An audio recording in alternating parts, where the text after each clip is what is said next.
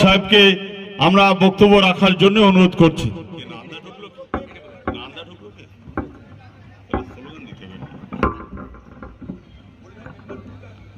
মাননীয় সভার সভাপতি মঞ্চে উপস্থিত আছেন বন্দে মাতরম, বন্দে মাতরম। তৃণমূল কংগ্রেস জিন্দাবাদ, জিন্দাবাদ, জিন্দাবাদ, মমতা বন্দ্যোপাধ্যায় জিন্দাবাদ। জিন্দাবাদ, জিন্দাবাদ। মাননীয় সভার সভাপতি মঞ্চে উপস্থিত আছেন আমাদের স্বরূপনগরের বিধায়ক বীণা মণ্ডল মহাশয়া। মঞ্চে উপস্থিত আছেন আমাদের বিধানসভা কমিটির চেয়ারম্যান দুলাল চন্দ্র ভট্টাচার্য মহাশয়। মঞ্চে উপস্থিত আছেন বালতি নিতন্দকাটি পঞ্চায়েতের প্রধান আমাদের সারাবুল নারায়ণ গোস্বামী এক্ষুনি এসে উপস্থিত হয়েছেন। সামনে উপস্থিত তৃণমূল কংগ্রেসের কর্মী সমর্থক মা ও বোনেরা, সবাইকে আমার আন্তরিক শুভেচ্ছা ও ভালোবাসা জানিয়ে খুব সংক্ষিপ্তভাবেই বলছি। দেখুন, আগামী 20শে মে মানে আগামী সোমবার আমাদের বনগাঁ লোকসভা কেন্দ্রের ভোট। আমাদের প্রার্থী বিশ্বজিৎ দাস, প্রতীক চিহ্ন জোড়া ফুল, 3 নম্বরে বোতাম টিপে তাকে বিপুল ভোটে জয়যুক্ত করতে হবে সারাপুল নির্মাণ গ্রাম পঞ্চায়েত থেকে। যেমন দেখুন, আমার জীবনে আজ প্রথম সারাপুল গ্রাম পঞ্চায়েতে এতটা কর্মী একটা জায়গায় হয়েছে, এই দেখে মনে হয় যে সারাপুল নির্মাণ গ্রাম পঞ্চায়েত 1000 ভোটে লিড দেবে, এ নিয়ে কোনো সংশয় নেই।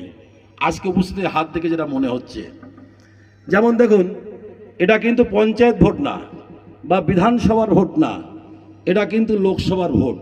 দিল্লির মসনদে কে বসবে? একটা সাম্প্রদায়িক সরকার বসবে না ধর্মনিরপেক্ষ সরকার বসবে? সেই ভোট কিন্তু আজকে দেখুন, বিজেপি, আমরা বাংলার ক্ষমতায় এসেছি কত বছর, ভারতবর্ষের ক্ষমতায় এসেছে কত বছর? 10 বছর। যে প্রতিশ্রুতিগুলো দিছিল সে প্রতিশ্রুতি কিন্তু একটা পালন করতে পারেনি। যেটা আমাদের এমএলএ বলছিল যে প্রত্যেকের অ্যাকাউন্টে 15 লাখ করে টাকা দেবে, কারোর অ্যাকাউন্টে আজ পর্যন্ত 1 টাকাও দেয়নি। ডিজেল পেট্রোলের দাম কমাবে, সেটা ডবল করে দিয়েছে। যেমন গ্যাসের দাম ফ্রি করবে বলিছিল, সেটা কিন্তু ফ্রি করেনি। আজকে দেখুন, আমাদের নেত্রী মমতা বন্দ্যোপাধ্যায় আজকে কিন্তু সবুজ সাথী, কন্যাশ্রী, রূপশ্রী, স্বাস্থ্যসাথী, ফ্রি চাল সবটাই কিন্তু আমাদের নেত্রী মমতা বন্দ্যোপাধ্যায় দিয়ে যাচ্ছে। এটা কিন্তু আমরা এমন কোনো ফ্যামিলি নেই এইগুলো আমরা পাচ্ছি না, সবটাই কিন্তু আমরা পাচ্ছি।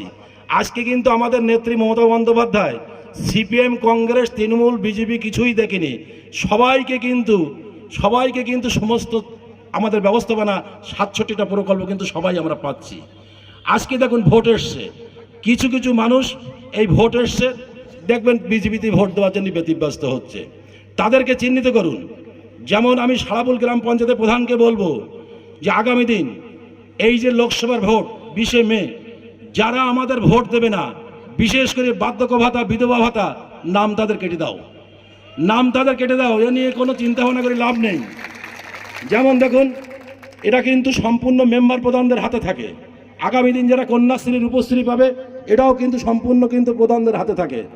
যেমন দেখুন, একটা কথা বলি, যেমন আমাদের নেত্রী মমতা বন্দ্যোপাধ্যায় কি বলেছিল যে আমরা ক্ষমতায় আসলে 2011 সালে রবীন্দ্রসঙ্গীত বাজাতে বলেছিল। এবার আমরা 42টা সিটে আমরা পাচ্ছি। আমাদের বনগাঁ লোকসভায় বিশ্বজিৎ দাস 1.5 লক্ষের অধিক ভোটে পাস করবে। যেমন এবার 4 জুন গণনা, বেলা 4টের ভেতরে গণনা শেষ হবে। এইবার 4টের ভেতরে গণনা শেষ হবে, 4টি 1-এ এবার আর রবীন্দ্রসঙ্গীত, তার সঙ্গে একটু ডিস্কো ড্যান্সার, একটু ঢাক ঢোল পিটিয়ে দেবেন প্রত্যেকটা বুথে। আমরা পাহারার মতন দাঁড়িয়ে থাকবো আমরা স্বরূপনগরে। এই বলে আমি আমার সংক্ষিপ্ত বক্তব্য শেষ করছি। জয় হিন্দ, বন্দে মাতরম। তৃণমূল কংগ্রেস জিন্দাবাদ, মমতা ব্যানার্জি জিন্দাবাদ, আমার নেতা নারায়ণ গোস্বামী জিন্দাবাদ।